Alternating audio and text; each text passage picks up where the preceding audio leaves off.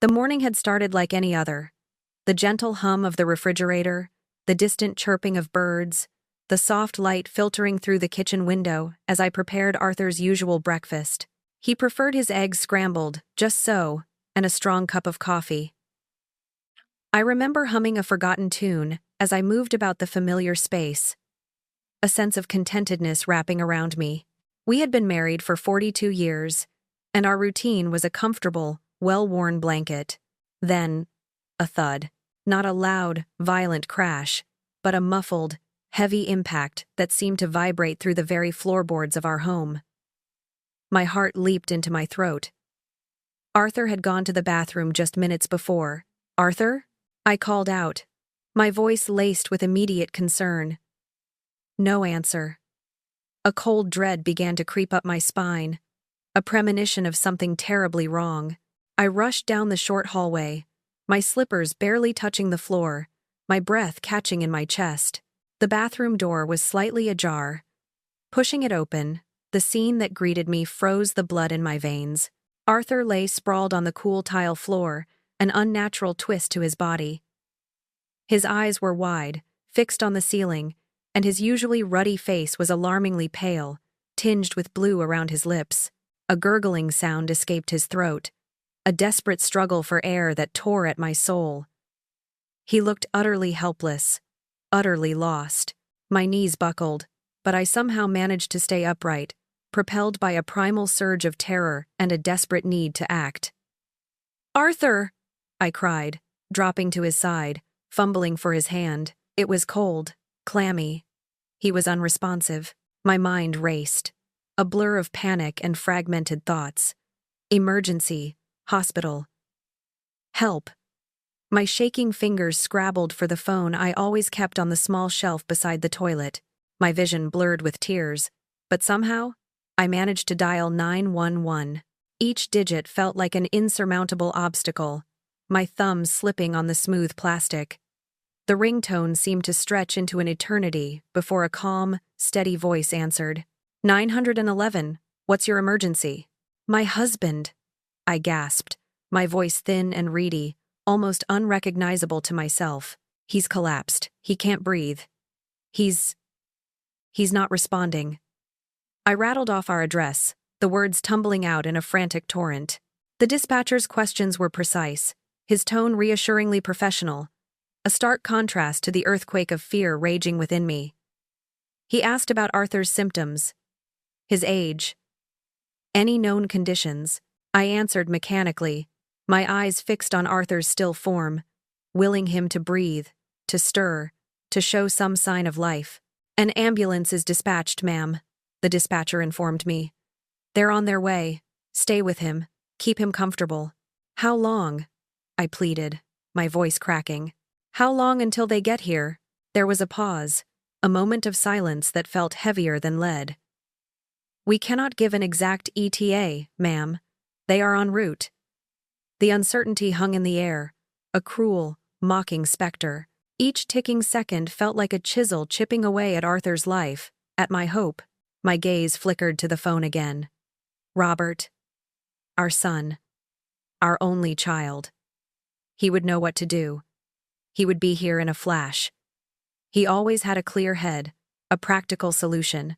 My hands still trembled as I navigated my contacts, searching for his name. I pressed the call button, a desperate prayer escaping my lips. The phone rang twice before someone picked up. "Hello?" The voice was sharp, a clipped, annoyed tone that immediately put me on edge. It wasn't Robert. It was Serena, my daughter-in-law. My heart sank a little, but I pushed the feeling aside. She could still help. She could get Robert. "Serena?" I choked out, trying to steady my voice, to convey the gravity of the situation without dissolving into hysterics. "It's Eleanor. Something terrible has happened. Arthur has collapsed. He's not breathing properly. I've called 911, but the ambulance isn't here yet." My voice was barely a whisper by the end, thick with unshed tears. A sigh, loud and dramatic, hissed down the line. "Seriously, Eleanor? What is it now?" Her words were edged with impatience, a barely concealed irritation. It was as if I had interrupted something trivial, an afternoon nap, not a life-threatening emergency. "Serena, please, this isn't a small thing," I pleaded, tears finally spilling down my cheeks. "He's unconscious. His lips are blue. I think it's serious. I need Robert. Can you put him on the phone, please?" Another sigh, heavier this time, followed by a faint rustling sound, as if she was shifting in a luxurious armchair. "Eleanor, you always do this," she began, her voice rising slightly, tinged with an accusation that felt like a slap. "Always making everything about yourself. We're on vacation, an important one, in Tuscany. For goodness sake. Do you have any idea how much this trip cost?" My breath hitched. Tuscany? Vacation? My husband was dying on our bathroom floor, and she was talking about a vacation? "But Serena, Arthur is... he might be dying," I cried, the raw fear in my voice making it crack. "This isn't about me. This is about his father." Serena's tone hardened, an icy edge replacing the earlier annoyance. "Look, Eleanor, you're an adult. Learn to handle things yourself. Call 911, drive him to the hospital, whatever. That's what adults do. We can't just drop everything and fly halfway across the world every time you have a drama." The word drama was spat out, loaded with contempt. The sheer cruelty of her words left me momentarily speechless, my mind reeling. My husband, the man who had provided for her husband, who had always been kind to her, was in critical condition, and this was her response? My voice, when it returned, was a desperate plea. "Please, Serena, just let me speak to Robert. He's his father. He needs to know." There was a brief pause, a moment of hope that she might relent, that some shred of humanity might surface. Then, her voice came back, colder than before. "Everett is getting a massage right now. He's been under a lot of stress with work, and this is his only time to relax. I am not going to disturb him for this. Everett." She called Robert Everett. A pet name, perhaps, or a formal affectation, but the way she said it, the way she dismissed his own father's life for a massage, was utterly chilling. It hammered home the brutal reality. I was alone. Completely and utterly alone with my dying husband. Before I could even formulate another plea, before I could beg or reason, I heard the sharp, definitive click of the phone disconnecting. She had hung up. The silence that followed was deafening, amplified by the frantic, shallow gasps coming from Arthur. I stared at the phone in my hand. A worthless piece of plastic, a symbol of my complete abandonment. My son, my own flesh and blood, was unreachable, and his wife had just condemned me, and potentially him, with her callous indifference. I felt a profound, searing pain, a betrayal that went deeper than anything I had ever experienced. It wasn't just fear anymore. It was a devastating emptiness. A realization that in my darkest hour, the very people I should have been able to lean on had turned their backs.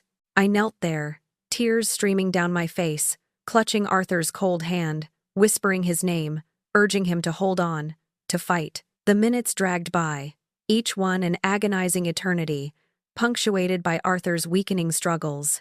His breathing became more sporadic, his gasps shallower, quieter. He was fading. My heart screamed for the ambulance, for help, for anything.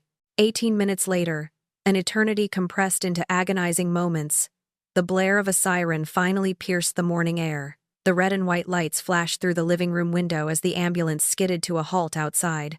2 paramedics, their faces grim and efficient, burst through the door, their kit bags thudding softly as they set to work. They took one look at Arthur, and their expressions confirmed my worst fears. He had stopped responding entirely. His eyes were still open, but they held no recognition, no light. He was gone, or close to it, before help could truly arrive. The world outside the ambulance window blurred into an indistinguishable streak of color, a frantic, swirling canvas of trees and houses that felt utterly irrelevant. Inside, the small, confined space was a maelstrom of urgent activity. Paramedics barked orders, their voices tight with professionalism, their movements precise as they worked over Arthur. Tubes and wires seemed to blossom from his still form, connecting him to beeping machines that pulsed with an alarming rhythm. I sat on the small bench beside him, my hand still clasped around his, though it was now cold and unresponsive. The rhythmic bounce of the ambulance over unseen bumps on the road only intensified my nausea. My mind, however, was not entirely on the frantic scene unfolding before me. It kept replaying Serena's words, a cruel, echoing mantra in my head. Seriously, Eleanor? What is it now? Learn to handle things yourself. Everett is getting a massage. Each phrase was a fresh stab, a chilling reminder of the utter isolation I felt. How could someone be so indifferent, so utterly devoid of empathy, especially when confronted with such a dire situation involving a family member? The betrayal burned, a bitter, acrid taste in my mouth that no amount of tears could wash away. We arrived at the hospital in a screech of tires and a flurry of activity. The ambulance doors flew open, and Arthur was immediately transferred to a gurney, wheeled away at a terrifying speed. The hospital corridor was a blinding white tunnel, the fluorescent lights humming an oppressive tune. I stumbled along beside them for a few desperate steps, my nightgown clinging to me, my hair disheveled, feeling utterly out of place in the sterile, bustling environment. Then, a kind but firm hand on my arm stopped me. "Ma'am, we need to take him in here. You'll have to wait in the cardiac unit waiting room." I watched as the double doors swallowed Arthur, the clatter of the gurney fading into the hushed urgency of the medical world beyond. I was left standing there, a ghost in my own life, still clad in the pajamas I had woken in, my slippers offering little protection against the cold, hard floor. The waiting room was sparse, utilitarian, filled with an oppressive quiet broken only by the low murmur of a television in the corner and the occasional sniffle from another weary soul. I sank onto a plastic chair, my body aching, my mind numb with shock and despair. My hand instinctively went to my phone again. Robert. He had to know. He had to understand the gravity of it now that Arthur was actually in the hospital. This time, he answered on the first ring. "Hello." His voice was calm, almost annoyingly so, devoid of any discernible worry or urgency. It was the voice of a man completely untroubled, perhaps slightly put out by the interruption. "Robert, it's me," I began, my voice raw and fragile. "Your father, he's at the hospital. They rushed him straight into the cardiac unit." I expected a gasp, a question, a sudden surge of concern. Instead, a light chuckle floated down the line. "Oh, Dad, always keeping things interesting, huh? Is this another one of his acid reflux episodes? Remember that time he swore he was having a heart attack after eating Mom's chili?" The paramedics thought it was hilarious. My blood ran cold. He was trivializing this. He was laughing. "Robert, no. This is different. This is serious. He collapsed. He's unconscious. He's in intensive care, Robert." The words were a desperate plea, an attempt to break through the impenetrable wall of his indifference. Another pause, then a dismissive exhale. "Look, Mom, you know Dad. He's too stubborn to die. He'll probably outlive us all just to spite everyone. Always has to be the center of attention, even when he's just got a bit of indigestion." His words were delivered with a casual lightness that felt like a punch to the gut. The casual cruelty of it, the complete disregard for his father's actual condition, was staggering. It wasn't just Serena. Robert was just as detached, just as selfish. "He could be dying, Robert," I cried, tears welling up again. "Please, can you get on the next flight? Please? Mom, come on," he said, his tone shifting to one of mild exasperation. "Serena and I have dinner reservations at a lovely place overlooking the Mediterranean tonight. It's been planned for months. We can't just ditch it. I'll call you in the morning. I'm sure he'll be fine. He always is." And with that, he ended the call. No goodbye, no promise to check in, just the dead air of a disconnected line. I sat there, staring at the blank screen of my phone, a profound hollowness opening up inside me. My son had just dismissed his dying father for a dinner reservation. The truth, stark and brutal, stared me in the face. I was truly alone. Hours crawled by. The waiting room became a tableau of human emotion. A young couple, arms wrapped around each other, comforting each other through tearful updates. An elderly woman, surrounded by her adult children, all holding hands, their faces etched with shared worry. I watched them, a silent observer in my crumpled nightgown, a stark contrast to their collective strength. Their love, their mutual support, highlighted my own devastating solitude. I had no one. Not really, just the cold, sterile air of the hospital, the distant beeps of machines, and the crushing weight of my grief. The clock on the wall seemed stuck, its hands barely moving. 1 a.m. 2 a.m. The silence deepened, broken only by my ragged breathing. Then, at precisely 2:47 a.m., a kind-faced doctor, a woman with compassionate eyes, approached me. Dr. Rossi. Her voice was gentle, her words carefully chosen, but their meaning was unmistakable. "Mrs. Hayes?" she began, her tone soft. "I'm so sorry. We did everything we could. The world tilted. The air left my lungs. The words hung in the air, heavy, final. Arthur was gone. My Arthur, my steadfast, loving husband, was gone. He had died in a cold hospital room, surrounded by strangers, while his son and daughter-in-law toasted their dinner in Tuscany. He died alone, save for me. The thought was a fresh agony, a searing wound on top of an already shattered heart. I don't remember the walk to the parking lot. The cool night air felt alien on my skin, my nightgown a flimsy barrier against the chill. My car, usually a comforting space, felt cavernous and empty. As I sat behind the wheel, the key cold in my trembling hand, a profound realization washed over me. It wasn't just Arthur who had died tonight. A part of me had died too, the part that believed, against all evidence, that family would always come first, the part that had always made excuses for Robert's occasional thoughtlessness, for Serena's sharp tongue, telling myself they were just busy, just young, just different. That part was gone, ripped away by the brutal truth of their indifference. In its place, a different feeling began to stir. Something hard, cold, and utterly resolute.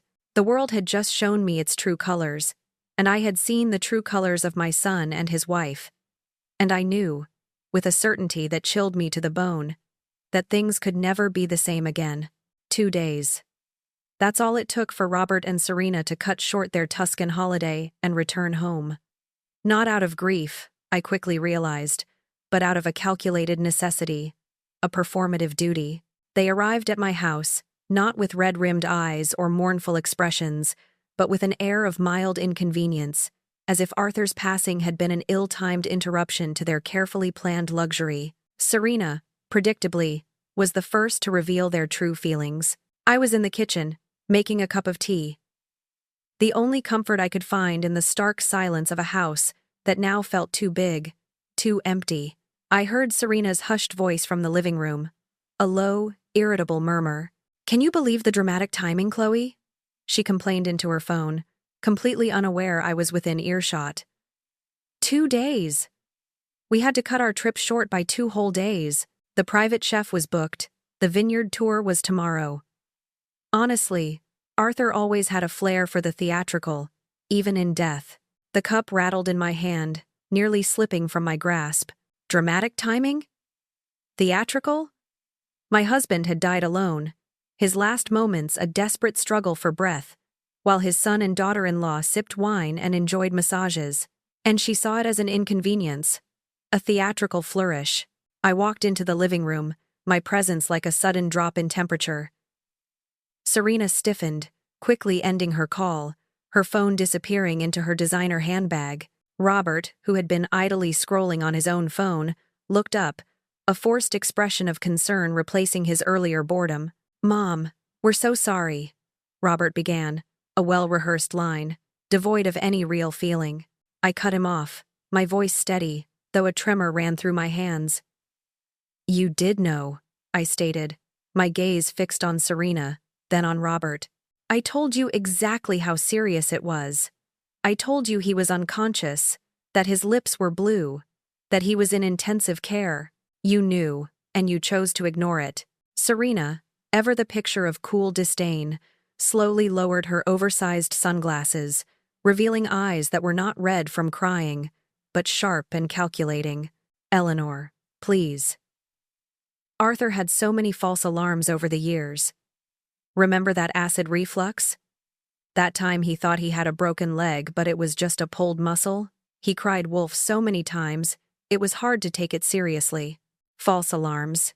She reduced his life, his pain, his passing, to a series of inconsequential false alarms. My heart hardened, a new, brittle layer forming over the raw wound of my grief. Robert, sensing the shift in the air, stepped forward, his arms tentatively reaching out for a hug. Mom, come on. We're here now. We're so sorry for your loss. But my posture, rigid and unyielding, stopped him cold. He let his arms drop, an awkward, sheepish expression on his face. The words felt hollow, a performative gesture. It's fine, I said, my voice flat, empty of emotion. The funeral is tomorrow, 2:00, at Street Matthews. Serena's jaw dropped slightly. Tomorrow? Eleanor, that's so soon. We haven't even had time to process this. And we just got back from Tuscany. We're completely jet-lagged. Don't you think it's a bit rushed? Her tone suggested I was being inconsiderate of their delicate sensibilities, rather than grieving for my husband. It's tomorrow, I repeated, the finality in my voice leaving no room for argument. Arthur always said he wanted a simple, quick send-off. No fuss. The funeral was, as I had stipulated, simple and dignified. The small church of Street Matthews was filled with neighbors, old friends, and a few colleagues of Arthur's, people who genuinely loved him, who shared heartfelt anecdotes, their eyes genuinely moist with sorrow. Robert and Serena sat beside me in the front pew, two perfectly coiffed strangers. Serena, despite my pointed glares, couldn't resist discreetly checking her phone under the cover of her handbag, a faint glow illuminating her face in the solemn dimness of the church. When it came time for the eulogy, Robert walked to the podium. His speech was a carefully constructed template of generic platitudes. Arthur was a good man. He read from a crumpled piece of paper. He lived a full life. He will be missed. Not a single specific memory, not a single personal anecdote, not one genuine tear. It was a performance, a duty checked off a list, rather than a son's heartfelt tribute to his father. The contrast with the genuine, heartfelt stories shared by Arthur's old fishing buddy just minutes before was stark, almost comical in its hollowness. After the service, during the brief, somber gathering in the church hall, I found myself standing near a large, ornate pillar, trying to catch my breath amidst the hushed condolences. That's when I overheard Serena again, her voice low but clear, talking to her sister on the phone, the pillar offering little concealment. Well, at least now we can finally do something with that beach house, she murmured, her tone almost gleeful. Arthur always insisted on holding on to it, even though it was practically falling apart. Such a burden, really. My blood ran cold. The beach house, Arthur's sanctuary, our shared dream for retirement. A place filled with decades of cherished memories. A burden? Then she continued. And what does Dorene need with all that space in her big house anyway? She should really be thinking about downsizing. It's too much for one person to maintain, obviously. She even managed to get my name wrong again. Dorene. Not Eleanor. It was as if she couldn't even bother to remember the name of the woman she was already mentally stripping of her assets. A new wave of icy clarity washed over me. This wasn't grief. It was reconnaissance. This wasn't concern. It was calculation. And the life insurance, she added, her voice dropping to a conspiratorial whisper. Eleanor certainly won't need to hold on to assets she can't maintain. Robert and I can help her with all that. I stood there, invisible, listening to her meticulously dissect my future, assigning away my possessions, all under the guise of helping me. She was already planning my new, smaller life, a life stripped bare for her benefit. The audacity was breathtaking. A few minutes later, Serena detached herself from her conversation, her face instantly transforming into a mask of polite sympathy as she approached me. "Eleanor," she said, her voice dripping with artificial sweetness. "Robert and I were just talking. We'd be more than happy to help you sort through Arthur's things, especially that beach house. We know how complicated those old properties can be, and you really shouldn't have to deal with it all alone."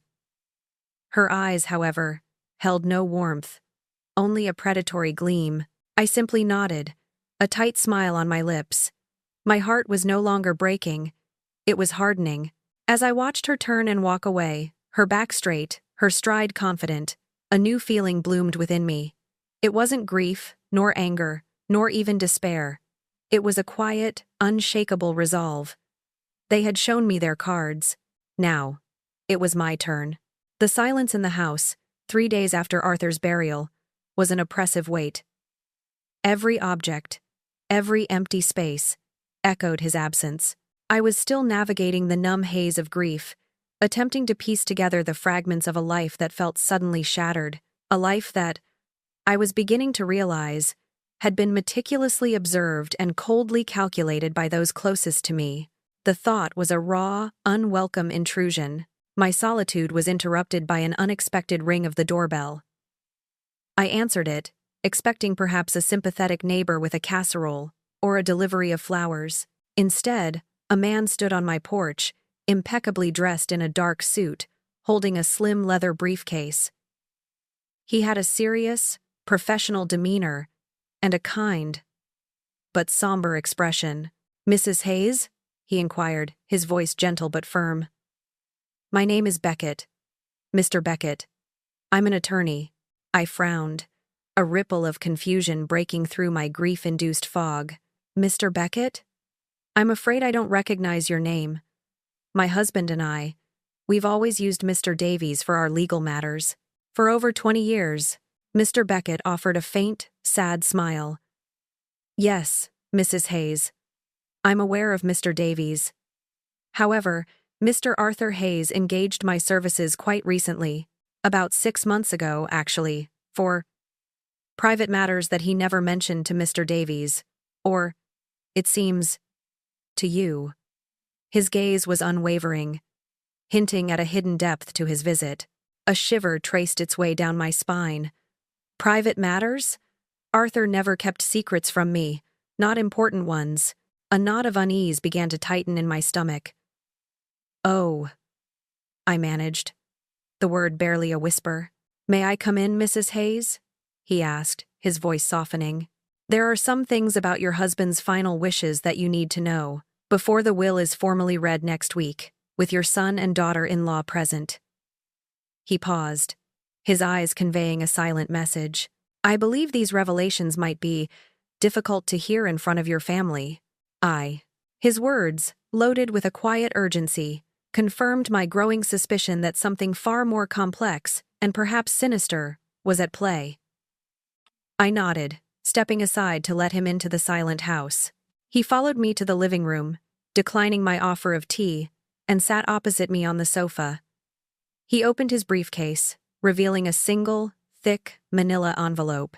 "Mrs. Hayes," he began, his voice low and serious. "Arthur came to me in considerable distress last October. He had, quite by accident, overheard some conversations. Conversations involving Robert and Serena." My breath grew shallow. Overheard conversations? That explained the private matters. Arthur had always been a private man, but he was also deeply intuitive. He wouldn't come to an attorney in distress for anything trivial. Mr. Beckett leaned forward, his elbows resting on his knees. "You see, Arthur's mother, bless her heart, had been quite frail. He'd installed a rather sensitive baby monitor system for her, so he could hear her if she needed anything, even from downstairs. It was a high-tech system, designed to pick up faint sounds from anywhere on the first floor, through walls even." He paused, letting the implications sink in. It inadvertently picked up conversations throughout your downstairs living area. My blood ran cold. The baby monitor. I remembered Arthur setting it up in his mother's room, a testament to his devotion. I hadn't thought about it since her passing a few months ago. The image of Serena's triumphant face, her calculated greed, flashed through my mind. Mr. Beckett then reached into the envelope and pulled out a stack of neatly typed pages. Arthur recorded several of these conversations. He transcribed them himself, then brought them to me. He wanted me to hold on to them, and to present this particular transcript to you personally, before the official reading of his will. He handed me the pages. This specific recording, Mrs. Hayes, is from the evening of Robert's birthday dinner, October 15th, at approximately 10:47 p.m. My fingers trembled as I took the transcript. The date, Robert's birthday, brought a fresh wave of nausea. I remembered that dinner, the strained smiles, Serena's feigned pleasantries, Robert's distracted air. I'd attributed it to the usual family dynamic, the polite facade. How wrong I had been. My eyes scanned the first few lines, my heart pounding a frantic rhythm against my ribs. Serena. God. These family dinners are torture. How much longer do you think we have to keep doing this? A cold wave washed over me, but it was just the beginning. I continued to read, each word a fresh wound, a confirmation of my worst fears. Robert. She's not getting any younger, is she? Serena. Exactly. Your dad's had what, 3 trips to the ER this year? It's just a matter of time. And all that prime real estate just sitting there. And a decent life insurance policy. I hear. It's such a waste, just tied up. I gasped, a strangled sound escaping my throat. Prime real estate. Waste. They were talking about Arthur's life, his eventual death, as if it were a business transaction, an opportunity for profit. The callousness was beyond comprehension. My eyes blurred, but I forced myself to continue reading, compelled by a morbid fascination, a need to know the full extent of their betrayal. Robert. It's not like they need it. The house is huge. And the beach house is just a money pit. Serena. A money pit? Robert, darling, it's worth $400,000 now. Easily. And this house? 600. Easy. We could get so much for those 2 properties alone. My breath grew shallow, my vision swimming. 400,000. 600. They were putting a price tag on our lives, on our memories, on Arthur's very existence. They were dissecting our assets, planning their inheritance with chilling precision, while Arthur was still alive, still struggling. And then, the next line, a chilling premonition of their plans for me. Serena. And Eleanor. Well, she doesn't need all that. She can move into a smaller apartment. Robert and I can help her downsize. Make sure she's comfortable, of course. A red haze descended. They weren't just discussing money, they were discussing my future, my home, my independence, as if I were a piece of furniture to be rearranged. The betrayal, the calculating coldness, the sheer audacity of it all, was a physical blow. The part of me that had died in the hospital parking lot was now fully, utterly awakened, replaced by something far more potent, fury. If you've been following my story so far, I hope you're ready for what comes next, because this is where everything truly changes.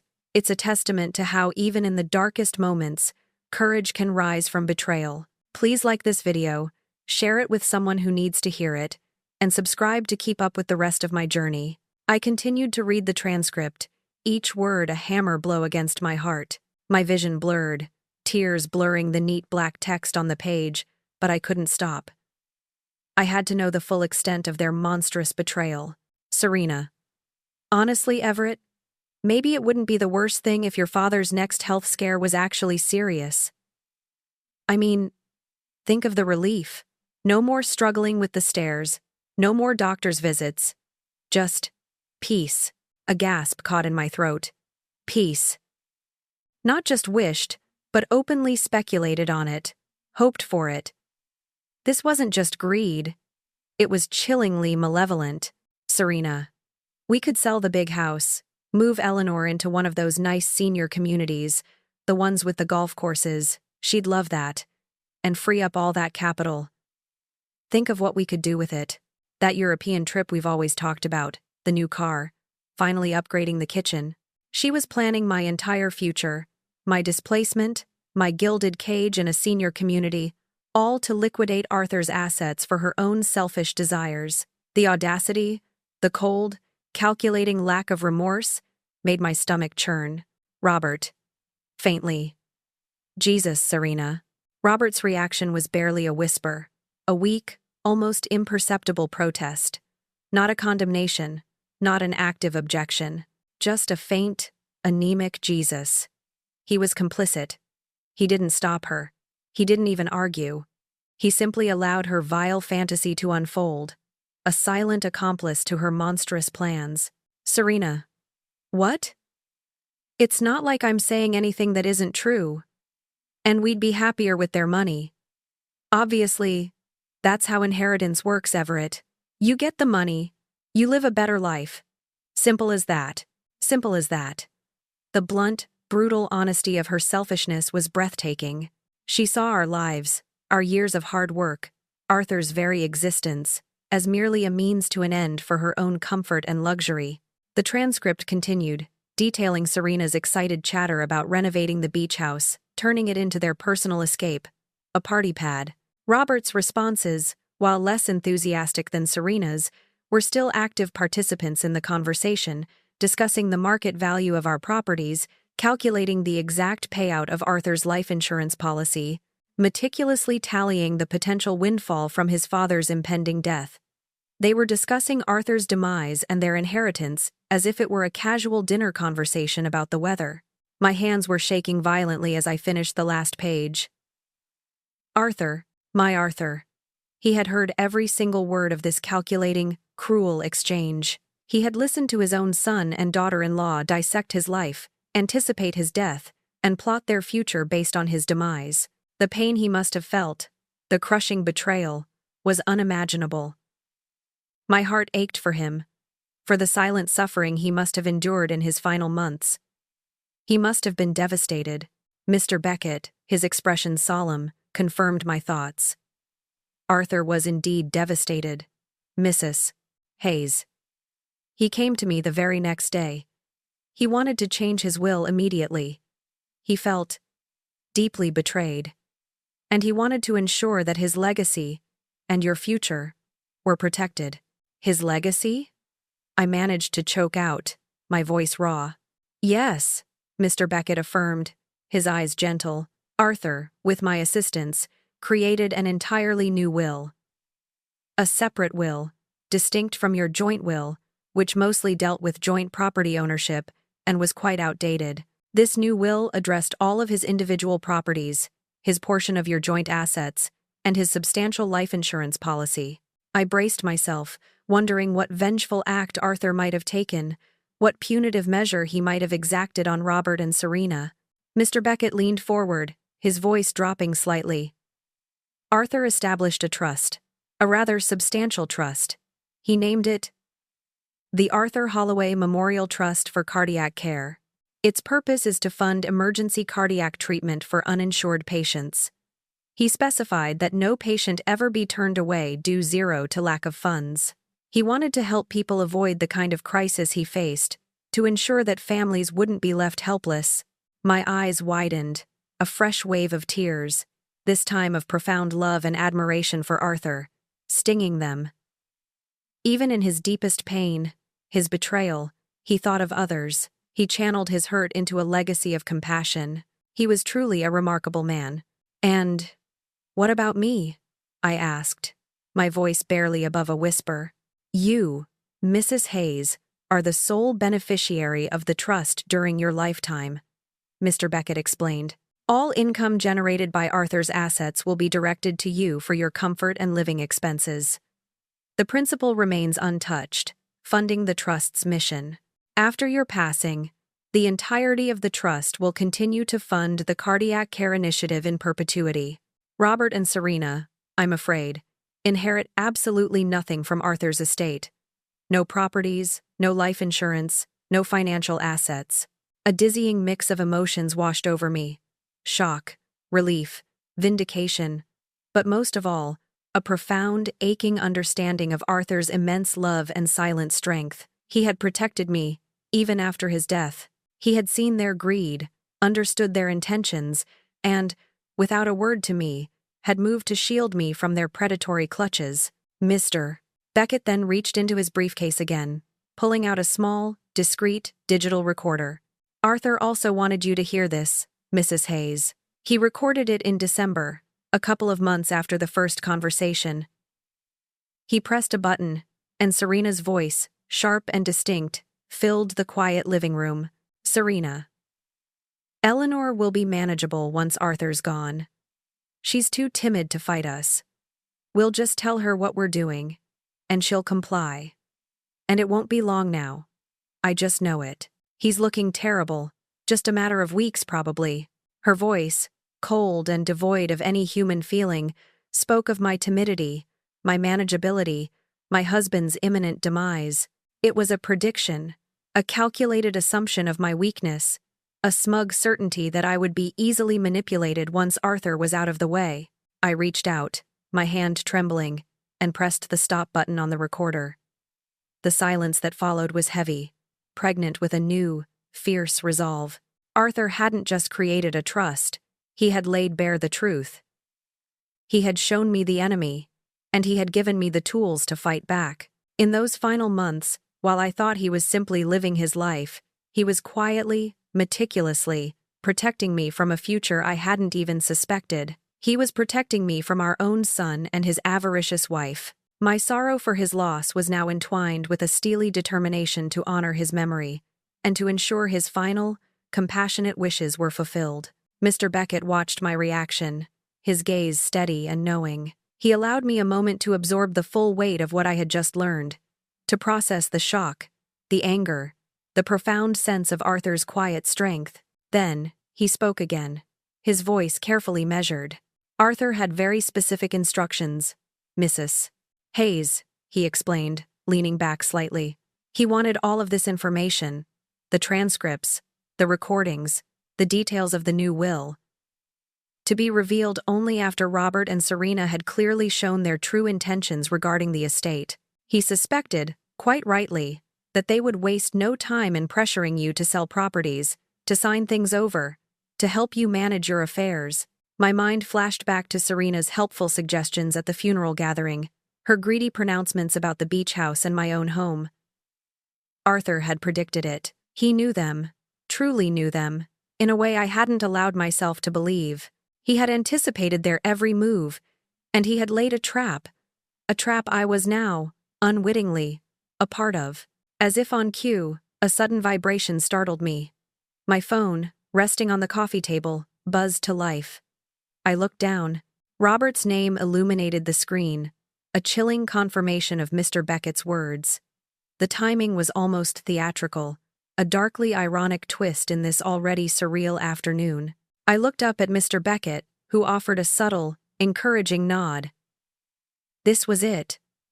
The moment Arthur had foreseen. The moment to play my part. I took a deep breath, steeling myself, and picked up the phone.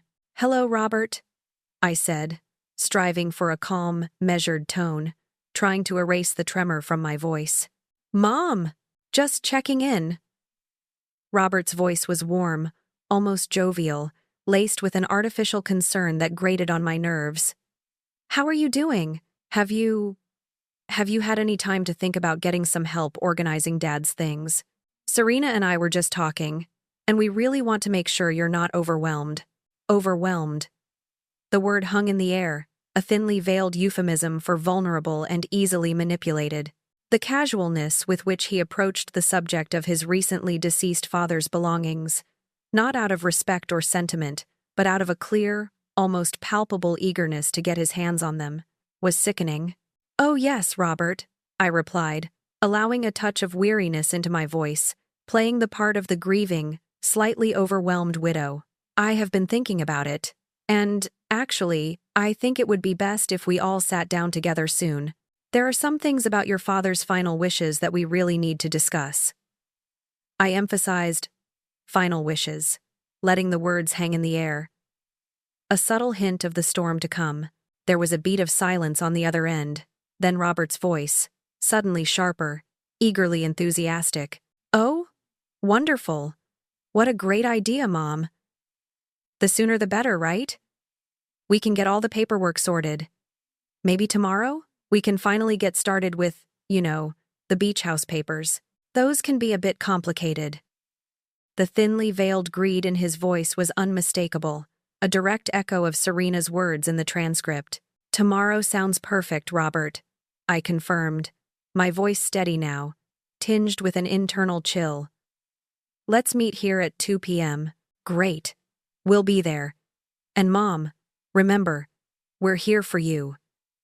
Anything you need." The words were empty, hollow, a cruel mockery of what family truly meant. "I know, Robert," I said, ending the call with a sense of grim satisfaction. The trap was set. Mr. Beckett watched me, a faint, knowing smile playing on his lips.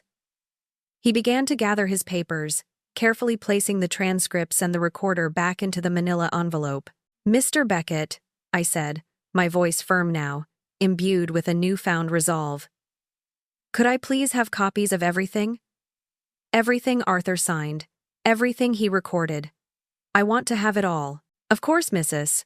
Hayes," he replied, already making a note in a small, leather-bound book. "I'll have them delivered to you by tomorrow morning." He paused, looking at me with a profound gravity. "Arthur also asked me to convey a final message to you, should you ever need it. He said, 'The family you build is more important than the family you're born into.'" He believed that wholeheartedly, Mrs. Hayes. His words resonated deeply. Arthur, a man who cherished family above all else, had been utterly betrayed by his own son. But even in that betrayal, he had found a larger truth, a deeper meaning. He had built a life with me, a true partnership, a real family, and he had found a way to build a legacy that extended far beyond bloodlines, a legacy of compassion for strangers. I sat there after Mr. Beckett left, the house settling back into its quietude. But it was a different kind of quiet now. It was no longer empty. It was filled with the echoes of Arthur's wisdom, his love, and his ingenious plan. I reflected on how Arthur, in his loving concern for his ailing mother, had installed those monitors, accidentally stumbling upon the horrifying truth about our son's priorities. He hadn't just accidentally discovered their greed. He had uncovered their active, calculated malevolence. Robert and Serena hadn't just been waiting for Arthur to die. They had been actively planning for it, discussing it, calculating their potential gains, and even, sickeningly, hoping for it. They saw my grief as a weakness, an opportunity. They envisioned me as a docile, manageable widow, easily moved aside, my assets to be plundered. But the quiet, grieving woman they thought they could manipulate was now fully aware. My eyes were open, my heart was hardened, and my mind was sharper than ever. Tomorrow, they would walk into a carefully constructed snare, completely oblivious to the fact that the prey they sought to corner was, in fact, the hunter. And I was ready. The doorbell chimed precisely at 2 p.m. My heart, which had been a nervous flutter all morning, now beat with a steady, determined rhythm. I opened the door to face Robert and Serena. They were dressed not for a visit to a grieving mother, but for a high-stakes business meeting. Robert wore a crisp suit, and Serena, a sleek, tailored dress, a designer handbag on her arm, and an expensive leather portfolio clutched in her hand. Her eyes, usually hidden behind oversized sunglasses, were sharp and calculating, already scanning the house as if appraising its worth. "Mom," Robert began, his voice a practiced blend of sympathy and professionalism. "As I'll ever be," I replied, my voice calm, belying the storm brewing within.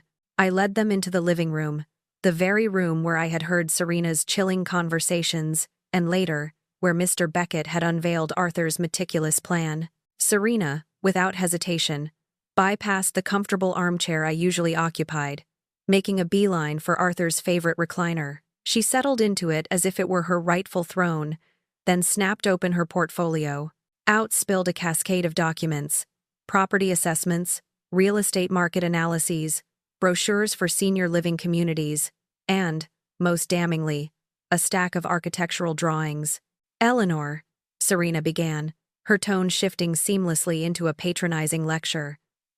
"Robert and I have been doing some research, and we're really concerned about you. This house, and of course, the beach cottage, represent significant responsibilities. Maintaining them, especially with Arthur gone, is a lot for one person to manage. You really shouldn't have to deal with all this stress."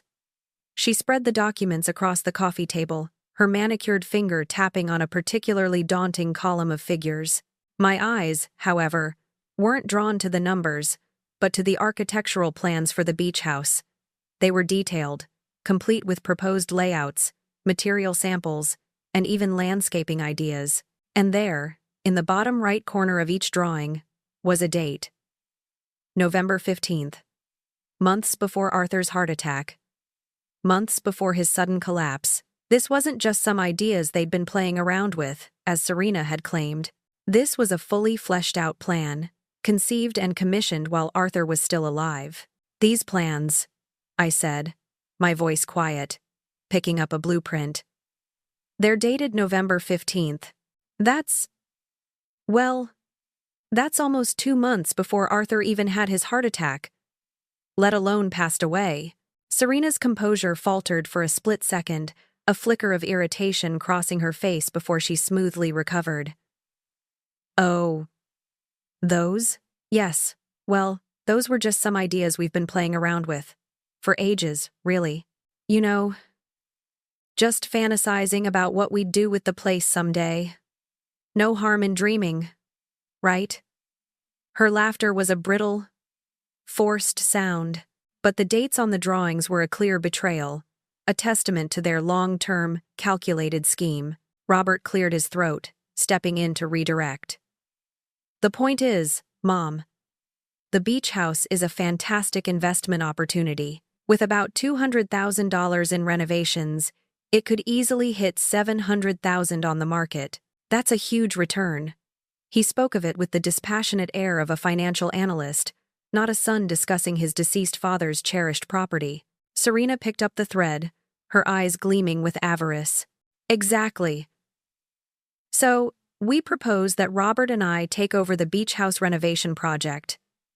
We'll manage everything: the contractors, the designs, the staging. We'll handle all the headaches, and once it's sold, we'll recoup our investment, plus a reasonable return for our time and effort." She pushed a thick contract across the table. "This agreement just gives us full authority to proceed." "Idea." I picked up the contract, pretending to skim the dense legal jargon. "And what?" I asked, my voice dangerously soft. "Would that reasonable return be, in terms of percentage?" Serena's smile was predatory. "Well, Eleanor, considering the amount of work and capital we'd be putting in, I was thinking 60 over 40. 60% for us. 40 for you. Given the condition of the house, that's actually very generous. 60% of Arthur's beloved beach house, for managing a renovation they had planned months ago. And after that," Robert chimed in, pointing to a glossy brochure for Thornfield Estates, a luxurious but remote senior living community. "You should definitely sell this house. It's far too big for just you. The proceeds from this sale, combined with your 40% of the beach house, would easily fund your move into a lovely senior community like this one. They have golf, bridge clubs." He was laying out my future, a neatly packaged life of polite displacement. "So," I said, looking from Robert to Serena, "the $200,000 for the renovation. How exactly would that be funded?" Robert, without missing a beat, replied, "Oh, that's simple, Mom. A home equity loan against this house. It has plenty of value. We can help you arrange that." Serena, ever the meticulous planner, quickly rattled off the figures. "You'd be free of all the burdens of homeownership. You'd have a comfortable nest egg from your portion of the beach house sale, plus the funds from this house. You'd be set for life. Without any of the hassle. It's really a win-win. She made their scheme sound logical, advantageous, even benevolent. She pushed a pen across the table, her eyes gleaming with anticipation. So, if you could just sign here, Eleanor. This is the beach house management agreement. It's pretty straightforward. It is not. I looked at the pen, then at their expectant faces, their smiles fixed, their eyes gleaming with barely suppressed triumph. They truly believed I was a senile old woman, easily outmaneuvered, the quiet widow, docile and compliant. A faint, almost imperceptible smile touched my lips. You know, I said, drawing out the words, my gaze sweeping over the contracts and the predated plans. This is all very comprehensive. I think I should probably discuss all of this with Arthur's lawyer first. Just to make sure everything is in order. The smiles on their faces evaporated instantly, replaced by a stunned silence, then a flicker of alarm. The air in the room crackled with unspoken tension. The trap had been sprung. The atmosphere in the living room, already thick with unspoken tension, turned frigid the moment I uttered the words, Arthur's other lawyer, Mr. Beckett. Robert and Serena exchanged a panicked glance, their carefully constructed facade of concern crumbling instantly. The mention of an unknown attorney, particularly one of Arthur's, clearly blindsided them. Their eyes, previously gleaming with avarice, now held a flicker of genuine fear. What for? Robert asked, his voice stiff, trying to regain control. But a slight tremor betrayed his shock. Why would Dad need another lawyer? Arthur had some concerns about his estate planning, I replied, maintaining a calm, even tone. Mr. Beckett is coming by tomorrow to discuss Arthur's final wishes with all of us. He felt it was important for everyone to understand the situation. I used the plural, us, knowing full well that they were about to be excluded from Arthur's world entirely. Their faces went pale. Serena quickly gathered her portfolio, her earlier confidence replaced by a nervous energy. They mumbled hurried goodbyes, promising to be back tomorrow, but their eyes were darting, their minds clearly racing to comprehend this unexpected twist. The next morning, Mr. Beckett arrived early.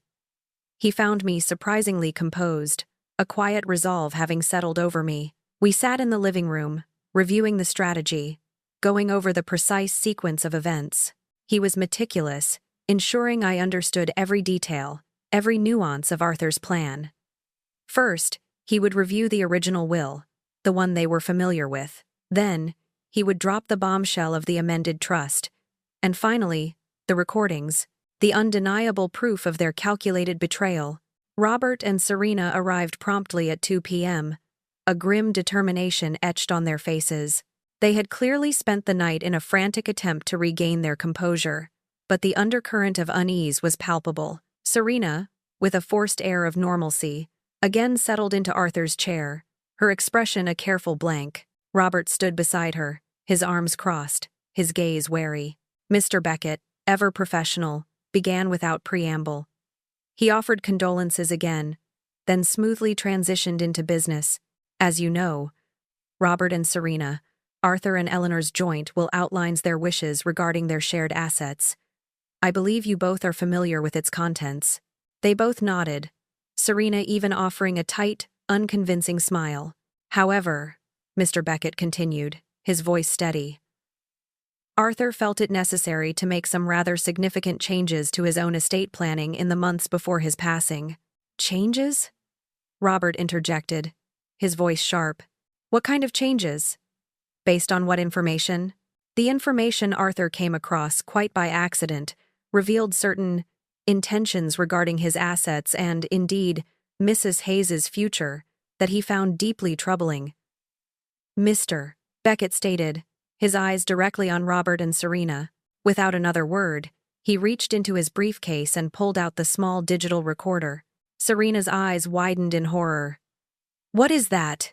She hissed, her carefully constructed calm shattering. This, Mr.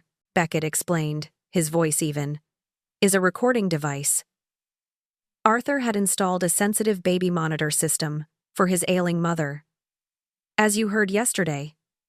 Mrs. Hayes. This device inadvertently recorded conversations throughout the first floor of this house. He pressed play. Before any sound could emanate, Serena lunged forward, a primal scream tearing from her throat. "Turn that off!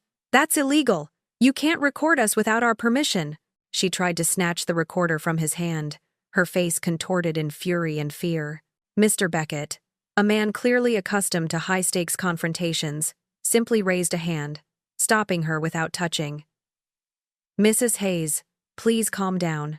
This recording was made in a private home, in a space where no reasonable expectation of privacy existed, especially given the monitor's purpose. It is perfectly legal and admissible." His voice held an unwavering authority that silenced her. He pressed play again. The living room was filled with Serena's shrill, callous voice, the words echoing their cold, calculated greed. "God, these family dinners are torture. How much longer do you think we have to keep doing this?" And then, the sickening climax. "Maybe it wouldn't be the worst thing if your father's next health scare was actually serious." Followed by Robert's weak, complicit, "Jesus, Serena." And then, Serena's plans to move me to Thornfield Estates, to sell the properties, to divvy up Arthur's assets like spoils of war. The entire chilling conversation played out, exposing their true nature in agonizing detail. By the time the recording ended, a profound, horrified silence had descended. Robert and Serena stood frozen, their faces pale, their eyes wide with a mixture of disbelief and utter shame. Mr. Beckett wasn't done. He then pulled out the architectural plans for the beach house. "And these," he said, laying them on the coffee table, carefully turning one to reveal the date. "Detailed renovation plans, dated November 15th, months before Arthur's heart attack, months before his passing. Concrete proof, if any were needed, of your malicious intent." Then came the final blow. Because of these revelations, Arthur completely restructured his estate. He established the Arthur Holloway Memorial Trust for Cardiac Care. "This trust," Mr. Beckett announced, his voice ringing with quiet authority, "is irrevocable. It will fund emergency cardiac treatment for uninsured patients, ensuring no one suffers the abandonment Arthur felt. Eleanor is the sole beneficiary during her lifetime, receiving all income for her comfort and living expenses. After her passing, the principal continues its mission. As for you, Robert, and Serena, Arthur's individual properties, his portion of any joint assets, and his life insurance policy are all irrevocably part of this trust. You inherit nothing. Absolutely nothing." Robert let out a choked sound, a mixture of outrage and despair. Serena looked as if she'd been struck, her face bloodless. "Your father was quite specific about his reasoning," Mr. Beckett continued, his voice firm. "He felt that since his own family couldn't be relied upon during his medical emergency, he wanted to ensure other families wouldn't face the same abandonment." I rose from my chair, my voice surprisingly strong, devoid of any tremor. My gaze was fixed on Robert and Serena, unwavering. "It means," I said quietly, each word a precise, deliberate strike, "that you get exactly what you planned for me to have after I moved to that senior community." "Nothing." Serena exploded. "This is your doing!" she shrieked, her voice venomous, pointing a trembling finger at me. "You turned Arthur against his own son. You manipulated him." "On the contrary, Mrs. Hayes," Mr. Beckett interjected, his voice cutting through her hysteria. "Arthur acted entirely on his own volition, based on evidence you yourselves provided. Eleanor was unaware of any of this until yesterday." I stepped forward, my gaze piercing. "No, Serena." Arthur realized something far more chilling. He realized that you weren't waiting to inherit from us. You were waiting for us to die, and he chose to ensure that his legacy would live on, not through those who wished him ill, but through true compassion. The silence that followed was absolute, filled only with the sound of their ragged breathing. Their scheme, their cruel, calculating plan, had unraveled completely, leaving them exposed and utterly destitute. 6 months after that tumultuous afternoon, The echoes of Serena's shriek and Robert's stunned silence had faded, replaced by a profound sense of peace. The Arthur Holloway Memorial Trust for Cardiac Care was thriving. Already, it had funded 12 emergency cardiac procedures for uninsured patients, giving them the second chance at life that Arthur himself hadn't had. I often visited the hospital, observing from a distance as grateful families embraced their loved ones. One day, I saw a young woman, no older than 30, being wheeled out of recovery, her pale face radiant with relief. She had received a life-saving procedure, thanks to Arthur's enduring legacy. A warmth spread through me, a sense of quiet triumph. Arthur would have been so proud.